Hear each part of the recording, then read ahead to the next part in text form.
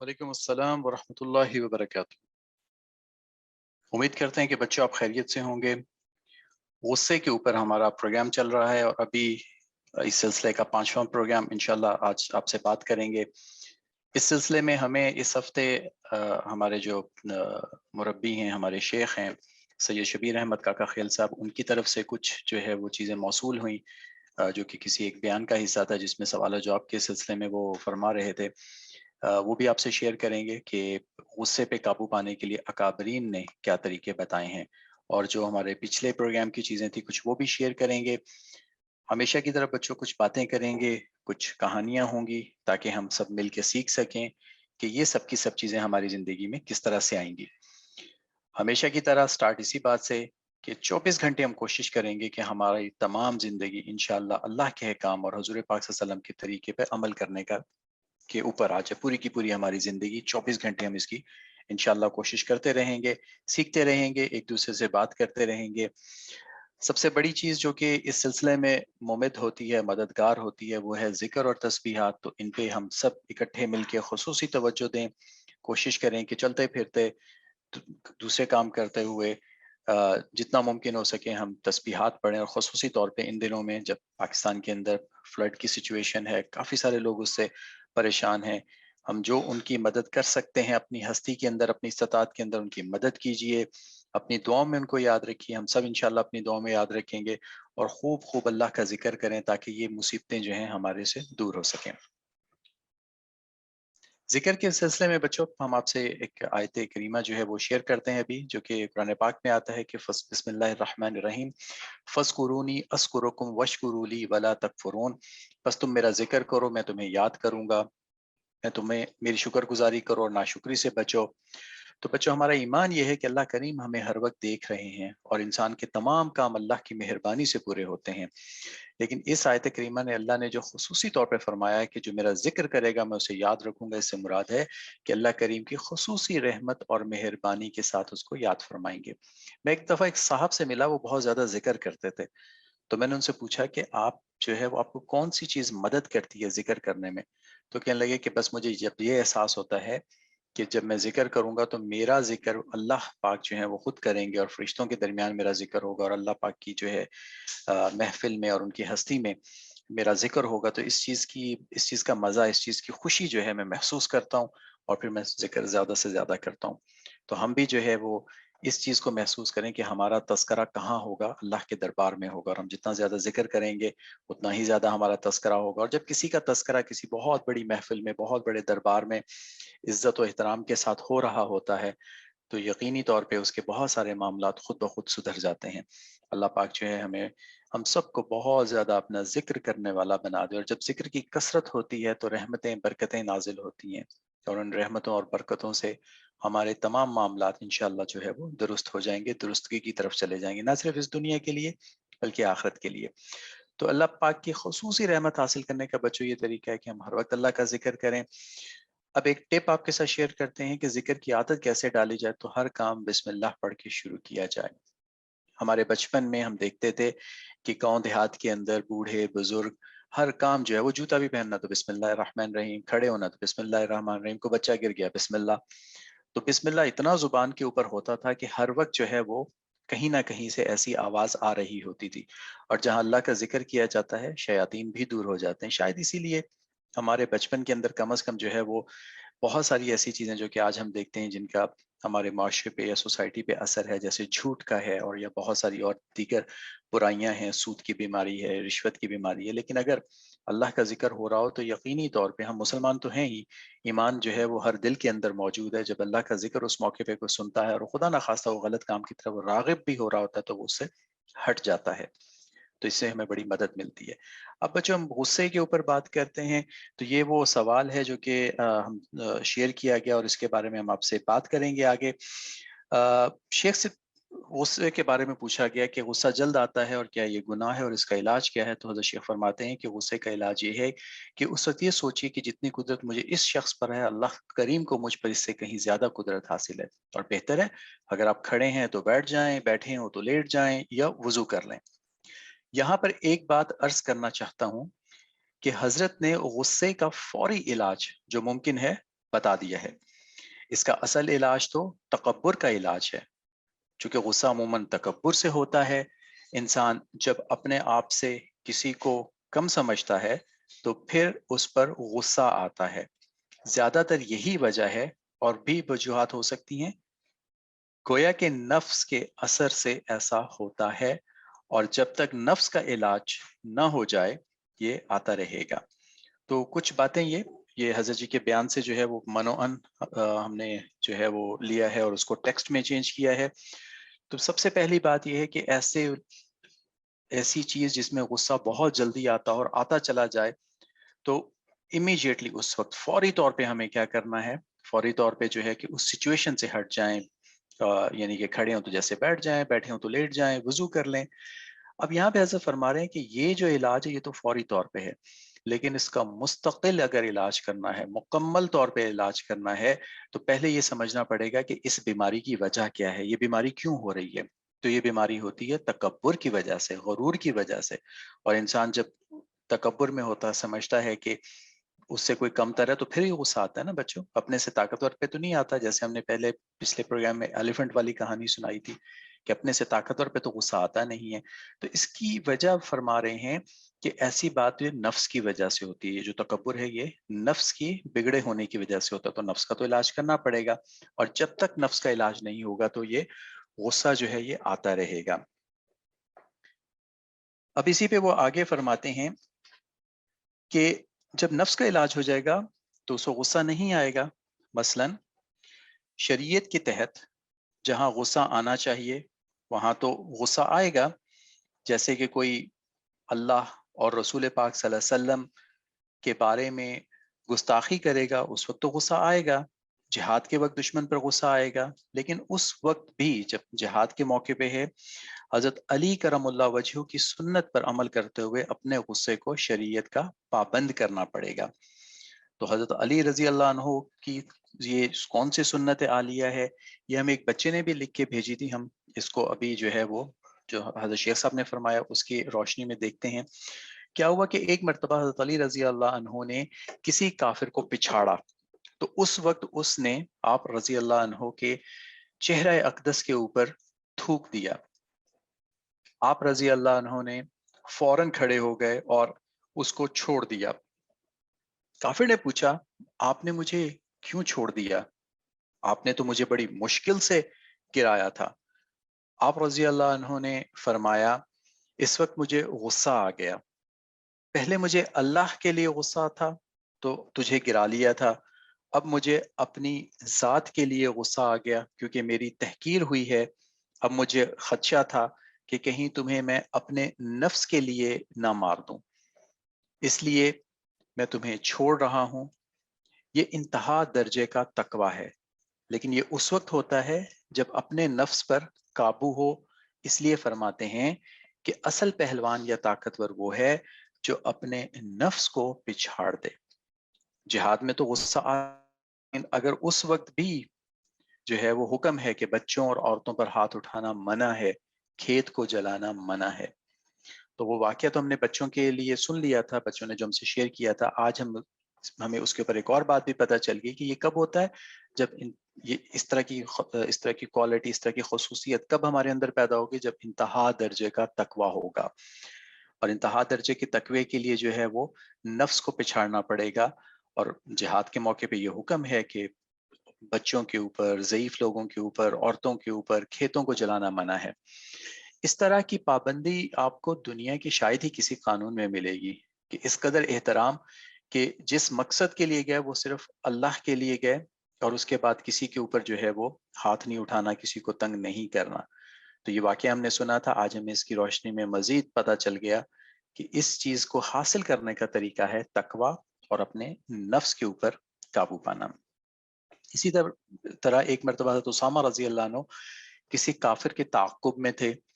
جب کافر نے دیکھا کہ اب وہ بچ نہیں سکتا تو اس کافر نے کلمہ پڑھ لیا، جلدی سے اس نے کلمہ پڑھ لیا۔ حضرت اسامہ رضی اللہ عنہ سمجھے کہ خوف کے باعث یہ کلمہ پڑھ رہا ہے اور مسلمان نہیں ہوا، تو حضرت اسامہ نے اس کو ختم کر دیا۔ صحابہ رضوان اللہ مجمعین نے ان کی شکایت حضور پاک صلی اللہ علیہ وسلم سے کر دی، کیونکہ واقعہ دیکھ رہے تھے۔ آپ صلی اللہ علیہ وسلم نے حضرت اسامہ رضی اللہ عنہ کو طلب کیا اور فرمایا جب اس نے کلمہ پڑھا تو آپ نے اس کو کیوں مارا؟ فرمایا یا رسول اللہ اس نے ڈر کی وجہ سے کلمہ پڑھا۔ فرمایا کہ آپ نے اس کا دل چیر کر دیکھا؟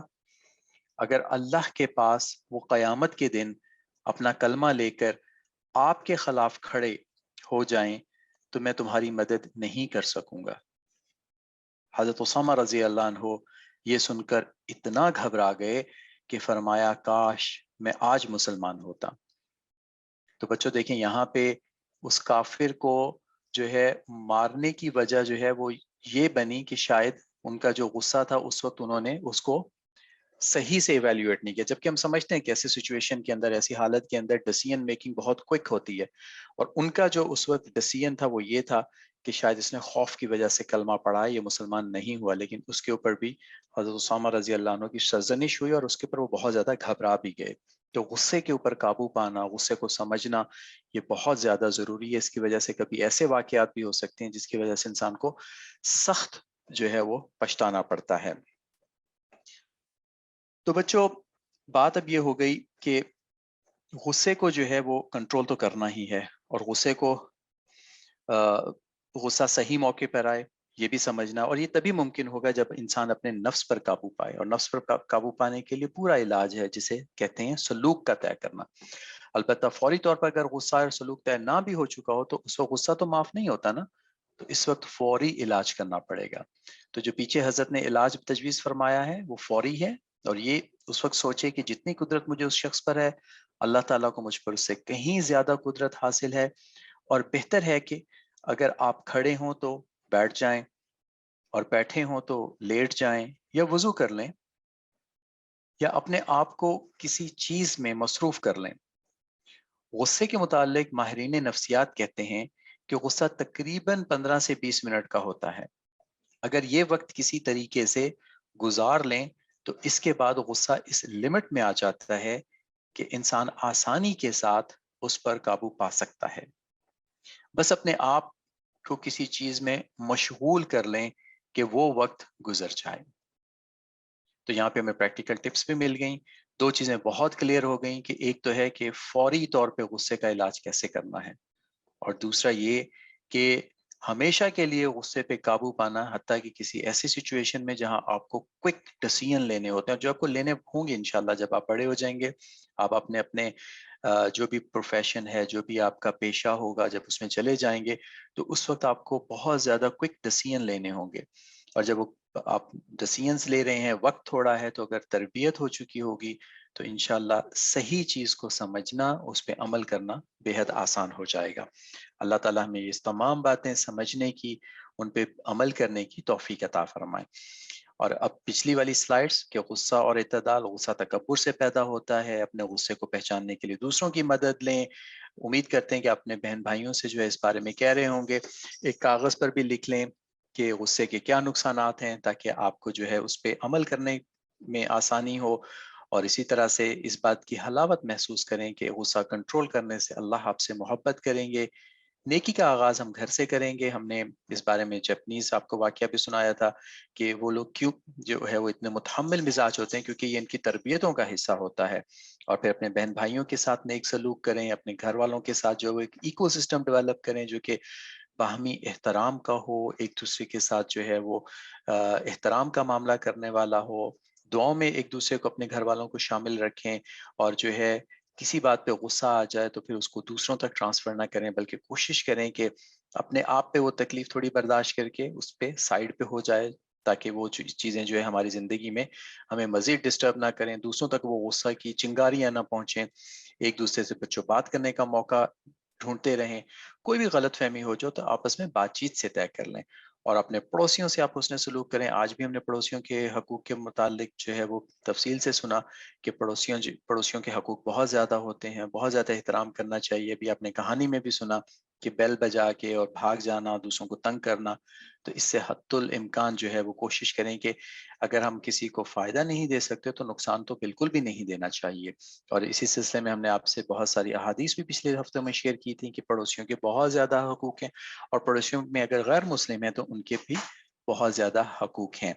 پھر غصے پہ قابو پانے کے لیے جیسے آج ہم نے حضرت شیخ صاحب کی بھی بات سنی کہ جو ہے وہ وہاں سے ہٹ جائیں، وضو کر لیں، اعوذ باللہ پڑھ لیں، درود شریف پڑھ لیں، اور جو ہے اس کے ساتھ ساتھ غصہ تکبر کی وجہ سے آتا ہے، تکبر کا علاج کریں، اپنے اوپر جرمانہ مقرر کر لیں، جس پہ غصہ آتا ہے اس کو تحفہ دیں، اور ذرا ذرا سی بات پہ اگر کسی کو غصہ آتا ہے تو ایک اور طریقہ بھی ہے جو کہ ہم نے حکیم الامت حضرت تھانوی رحمہ اللہ سے اخذ کیا تھا کہ جب غصہ آئے تو محفل میں اس سے بڑی لجاجت سے، بڑی عاجزی کے ساتھ معافی مانگ لیں، اور یہ وہ کام ہے جو کہ آپ نے ہمارے ساتھ شیئر کیے تھے۔ اب بچوں آپ ہم ایک تحریر، اگلے ہفتے کا کام ہم آپ کو بتا دیتے ہیں، ایک تحریر لکھ کر بھیج دیں کہ آپ کو کن کن باتوں پہ زیادہ غصہ آتا ہے، کون سی ایسی باتیں ہیں جس کی وجہ سے آپ کو زیادہ غصہ آتا ہے، اور غصے سے بچنے کے لیے آپ کیا کرتے ہیں یا کیا کرتی ہیں، یہ آپ ہمیں لکھ کے بھیجیے گا۔ وقت ہوتا ہے قصص الانبیاء کا، گوہر بھائی سے ہم کہانی سنتے ہیں، اور پھر اس کے اوپر بات ہوگی کہ اس میں ہمارے لیے کیا مورل لیسنز ہیں، تو اس پہ بات کریں گے۔ ہمارے ساتھ رہیے گا۔ السلام علیکم ورحمۃ اللہ وبرکاتہ۔ ایک بار پھر السلام علیکم ورحمۃ اللہ وبرکاتہ۔ تو بچوں، ہم آپ کو سنا رہے تھے قصہ حضرت سلیمان علیہ السلام کا۔ آج اس قصے کا باقیہ حصہ انشاءاللہ ہم آپ کو سنائیں گے۔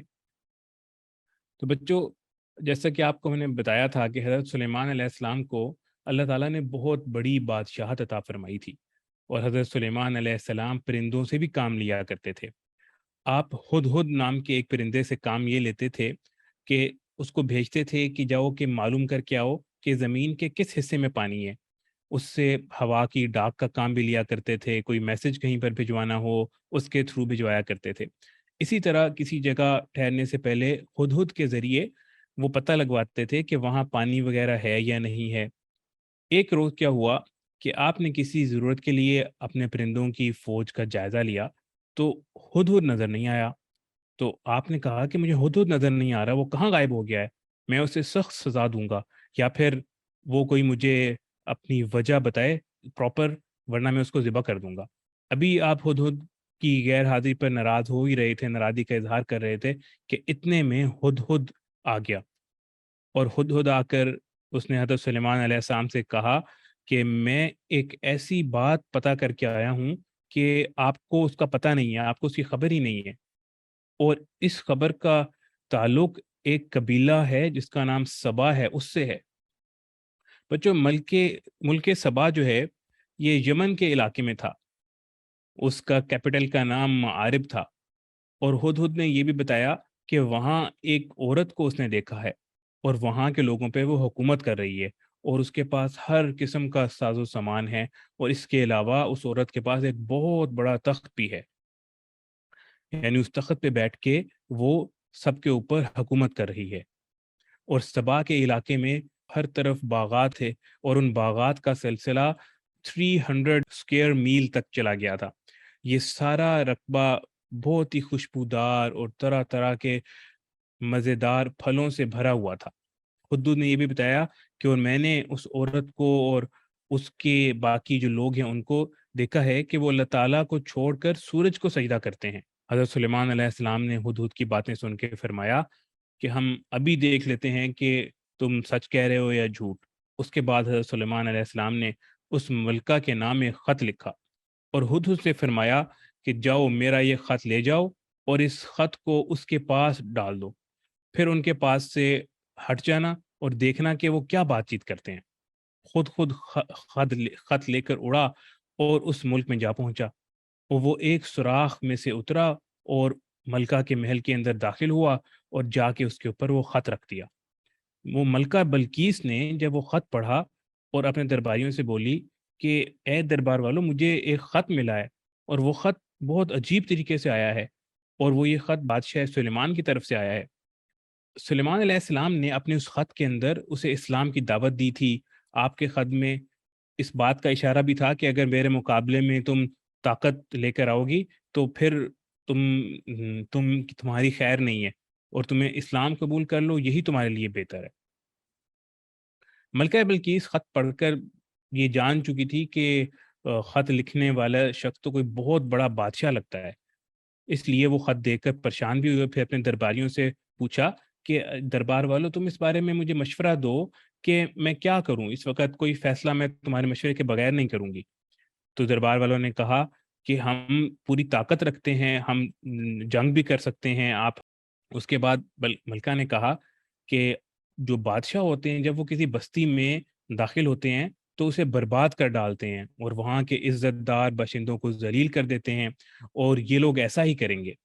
پھر اس نے یہ کہا کہ ہم ایسا کرتے ہیں، یہ کچھ تحفے وغیرہ بھیجتے ہیں، شاید اس طرح ہم جنگ سے بچ جائیں۔ اس طرح ملکہ بلقیس نے بہت قیمتی قیمتی جواہرات، گھوڑے اور بہت ساری چیزیں بھیجیں حضرت سلیمان علیہ السلام کے لیے۔ حضرت سلیمان علیہ السلام کے اوپر تو اللہ تعالیٰ نے ویسے ہی انعامات کی بہت زیادہ بارش کی ہوئی تھی، ان کو تو ان چیزوں کی ضرورت ہی نہیں تھی۔ تو انہوں نے کہا کہ تم یہ تحفے کس لیے لے کے آئے ہو؟ ان تحفوں سے تم میری کیا مدد کر سکتے ہو؟ یعنی یہ تحفے تمہیں خود ہی مبارک ہو، مجھے تو یہ چیزیں نہیں چاہیے، اللہ تعالیٰ نے مجھے تو اس سے بہت زیادہ کچھ دیا ہوا ہے۔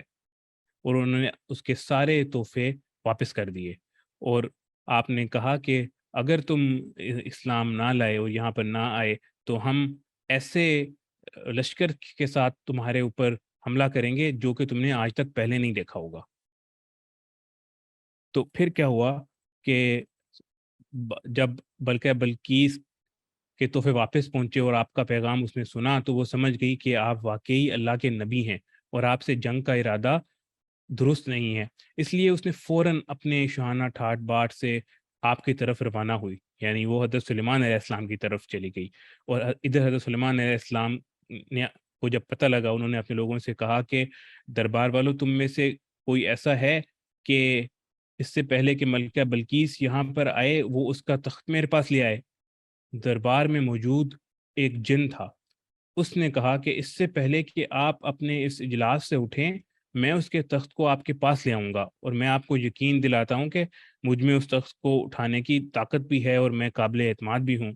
پھر ایک اور جن نے کہا کہ میں اس تخت کو آپ کی خدمت میں پلک جھپکنے سے پہلے حاضر کر دیتا ہوں۔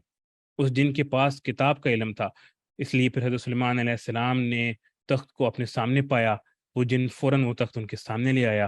پھر حضرت سلیمان علیہ السلام نے اللہ تعالیٰ کا شکر ادا کیا کہ یہ میرے رب کا ایک فضل ہے تاکہ وہ مجھے آزمائے کہ میں اس کا شکر کرتا ہوں یا نہ شکری کرتا ہوں، اور جو شخص شکر کرتا ہے وہ اپنے ہی فائدے کے لیے شکر کرتا ہے۔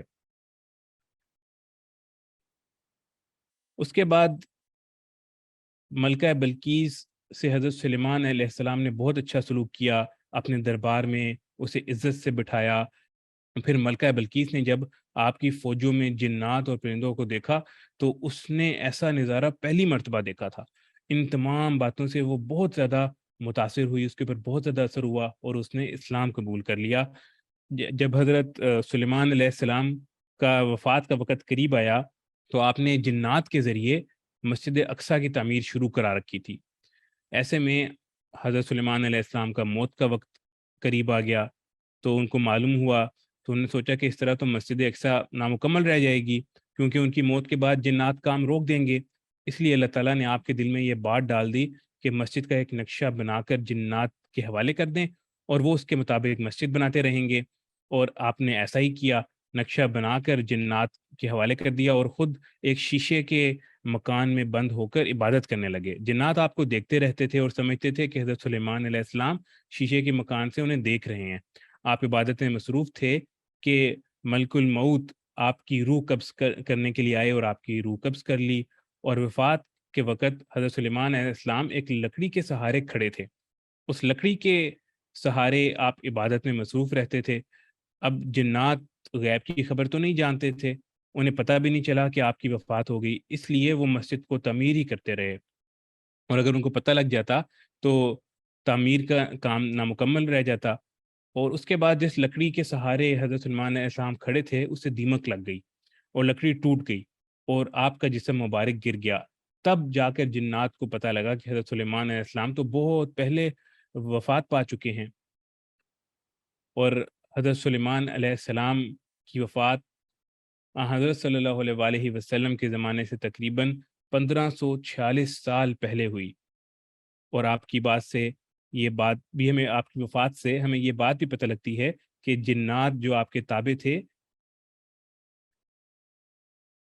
ان کو اللہ تعالیٰ نے غیب کا علم نہیں عطا فرمایا تھا، اور اس طرح آپ نے 40 سال تک بہت ہی عمدہ قسم کی حکومت اور بادشاہت کی، اور جب آپ کا کام اس دنیا میں جس کام کے لیے آپ کو اللہ تعالیٰ نے بھیجا تھا وہ ختم ہو گیا، تو اللہ تعالیٰ نے آپ کو اپنے پاس بلا لیا۔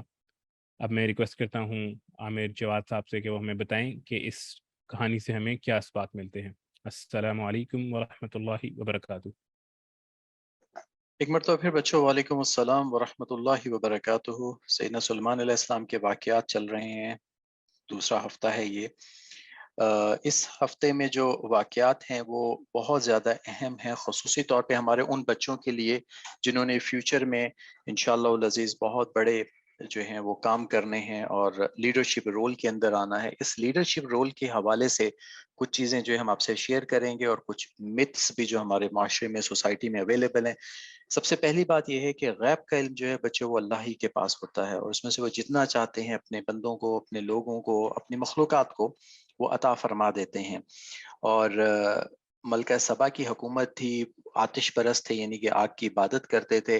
تو اس چیز کا پیغام جو ہے، اس چیز کی انفارمیشن جو ہے وہ ایک پرندے کے ذریعے اللہ پاک نے پہنچائی، یعنی کہ نبی کے جو ہے وہ علم میں ایک پرندے کے ذریعے آیا۔ تو اللہ تعالیٰ جو ہے وہ جس طریقے سے چاہیں کسی کو جو ہے وہ علم عطا کر سکتے ہیں، اور اس کے لیے ضروری نہیں ہے کہ وہ تمام وسائل ہوں، کہ لوگ کہتے ہیں نا بعض اوقات بچوں کہ ہمارے پاس یہ نہیں ہے، ہمارے پاس وہ نہیں ہے، اور اس کی وجہ سے ہم یہ بہت سارے کام نہیں کر سکتے۔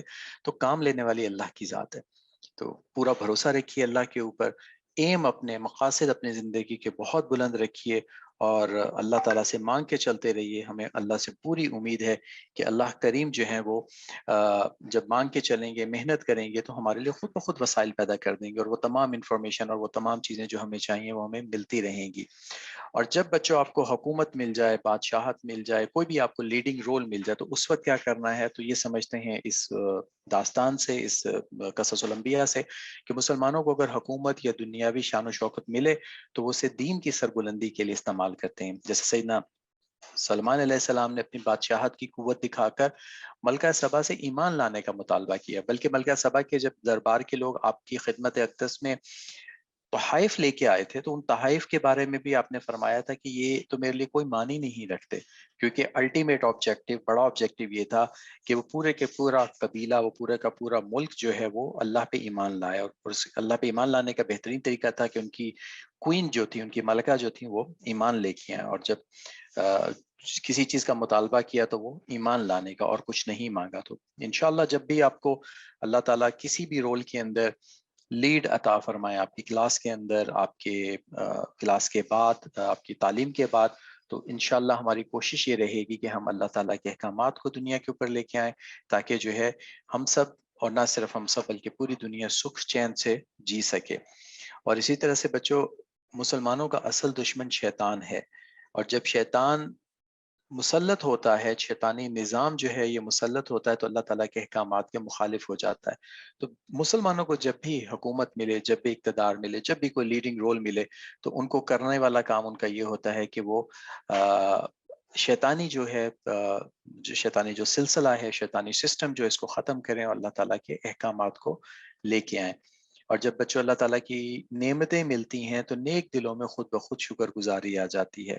تو نیک دل کون سے ہوتے ہیں؟ جن کی تربیت ہو چکی تھی۔ تو اللہ تعالیٰ ہم سب کی تربیت فرما دیں، تاکہ جب بھی ہمیں نعمتیں ملیں ہم خود بخود شکر کرنے والوں میں ہو جائیں، اور تکبر اور انانیت سے یہ دل دور ہو جاتے ہیں۔ تو حضرت سلمان علیہ السلام بھی جو اپنے رب کی نعمتوں پر شکر کرتے رہتے تھے، اور جیسے ہی ان کے پاس ملکہ سبا کا تخت پہنچا تو اس وقت بھی آپ نے شکر ادا کیا کہ اللہ تعالیٰ نے جو ہے وہ ان کے دربار میں موجود جو مخلوقات ہیں ان کو اتنی طاقت عطا فرمائی کہ وہ آٹومیٹکلی ان کے پاس وہ تخت آ گیا تھا۔ اور اسی طرح سے ہر کام میں انشاءاللہ کہنا ابدیت کی علامت ہے۔ جیسے تھوڑی دیر پہلے ہم نے بسم اللہ پہ بات کی تھی، تو جب اللہ کا ذکر کرتے رہتے ہیں، اور ذکر کے لیے جو بھی کلمات ہیں وہ جیسے بلندی پہ چڑھتے ہوئے اللہ اکبر، نیچے اترتے ہوئے سبحان اللہ، اور کوئی بھی کام شروع کرنے سے پہلے بسم اللہ، ہر ارادے کے ساتھ انشاءاللہ، تو ہر کام میں برکت آ جاتی ہے، اور انشاءاللہ ذکر کی جو ہے وہ کیفیات تو رہیں گی ہی۔ اور غیب کا علم جنات کے پاس نہیں ہوتا، یہ ایک مت ہے ہماری سوسائٹی میں۔ ایک اور کہ جنات جو ہیں وہ شاید غیب کا علم دیتے ہیں. اگر ایسا ہی ہوتا تو سیدنا سلمان علیہ السلام کے وفات کے بعد ان کو خبر ہو جاتی اور وہ مسجد کی تعمیر نہ کرتے رہتے. وہ مسجد کی تعمیر تب تک کرتے رہے جب تک کہ مسجد مکمل نہیں ہو گئی. تو یہ ہمارے آج کے اسباق ہیں. آج ہمیں بہت کم بچوں کا چونکہ کام ملا ہے تو ہم آپ سے شیئر نہیں کر رہے. ہمیں امید ہے کہ اگلے ہفتے جو ہے وہ بچے جو ہے نیا کام ہمارے ساتھ شیئر کریں گے. ہمارے ساتھ جن بچوں نے آج کام شیئر کیا ہے ان میں بہت ہی کم جو ہے وہ ایسے بچے ہیں جو کہ جنہوں نے ہوم ورک کر کے بھیجا ہو. باقی بچوں کی عبادات اور اذکار چل رہے ہیں ماشاءاللہ, اس پہ انہوں نے ہمیں تفصیل سے بتایا. اللہ تعالیٰ آپ کو قبول فرمائے, مزید جو ہے وہ عمل کرنے کی توفیق عطا فرمائے. امید کرتے ہیں کہ اگلے ہفتے میں زیادہ بچوں کا کام ملے گا تو اس ہفتے اور اگلے ہفتے کا ایک ساتھ شیئر کر لیں گے. ہمارے ساتھ رہیے گا. ابھی عامر عثمان صاحب ریوائز بھی کروا دیں گے اور دعا بھی ہوگی. السلام علیکم ورحمۃ اللہ وبرکاتہ.